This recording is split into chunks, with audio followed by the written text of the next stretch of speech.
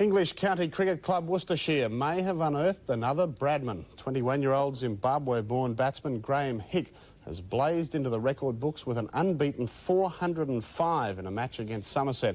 Such is the talent of the youngster that cricket authorities may change existing legislation to allow Hick to play Test cricket for England immediately. Hick had already made 179 before resuming his innings this morning.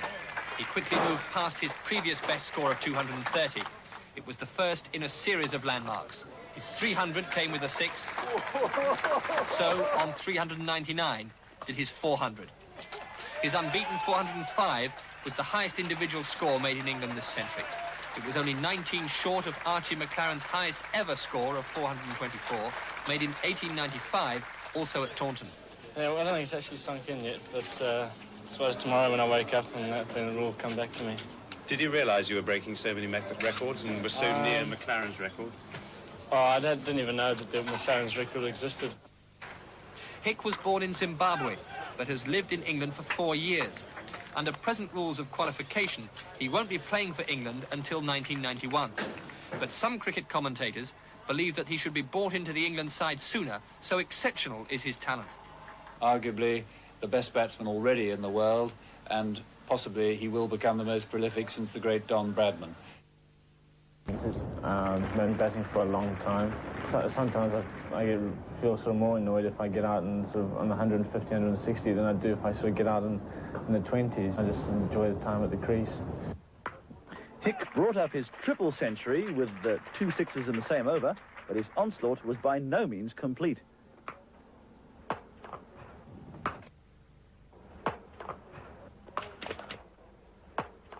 Since he got his 300, he's had 7 sixes and 6 fours. Can he get his 400? Oh, yes! What a superb way to get a quadruple century. Unbelievable.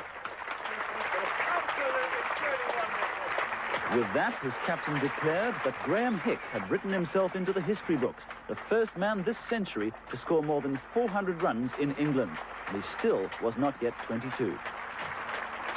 No one actually dreams of those sort of runs being made nowadays. It takes us back 60, 70, 80 years or so the last time it was done. And that's no mean feat for any man playing cricket nowadays. Do you see any possible similarities between him and yourself? Oh, I don't think it's cheeky to say compare him with me. I think he's a magnificent player. Wonderful. I only wish he was playing for England. Unfortunately, he was born in Zimbabwe. I wish he was playing for England. I'm sure you'd like him playing for Australia. He's a wonderful, wonderful player. He's got to wait 3 years, which is sad. The great Dennis Compton's already campaigning hard to change England's rules. These stopped foreigners from playing Test cricket for 7 years.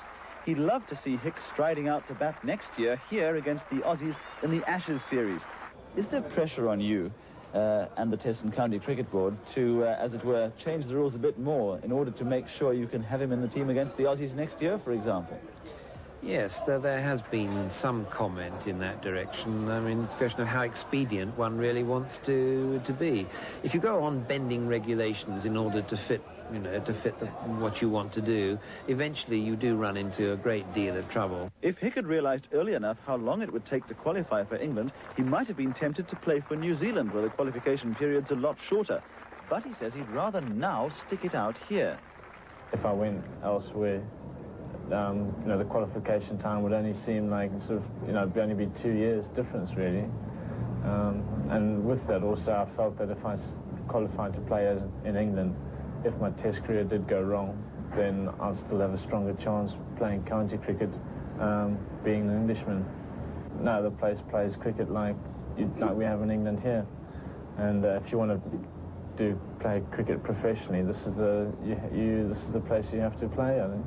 Hick has had a few worries, a string of 4 failures since his mammoth innings and a pulled muscle. But early today he came to the crease needing 153 runs to achieve a very rare feat. Only Don Bradman, Dennis Compton and 6 other men have ever made 1,000 runs in first-class cricket by the end of May. It's a task made all the harder these days, as one-day matches don't count towards the 1,000. Hick, aware that his mother had flown in from Zimbabwe to cheer him on, took the West Indian fast bowlers apart in considerable style. Now, he could get that 1,000 runs in May right here. And he has! That's a beautiful shot off the back foot, and that brings him 1,000 runs in May. And Graeme Hick joins the Immortals, 1,000 runs in May. And earlier this month, he also joined the greats with his innings of over 400 runs. Champagne, please, for the young maestro. And Channel 7 also brought Graeme a suitable tribute. Alan Border can rest easy. His genius will not be unleashed on the Aussie bowlers next year in the Ashes series. But when it is, who doubts that Graeme Hick will find Test bowlers a piece of cake? For Sports World, Paul Martin in Worcester. Good on you, matey. Yeah, gee, won't he be a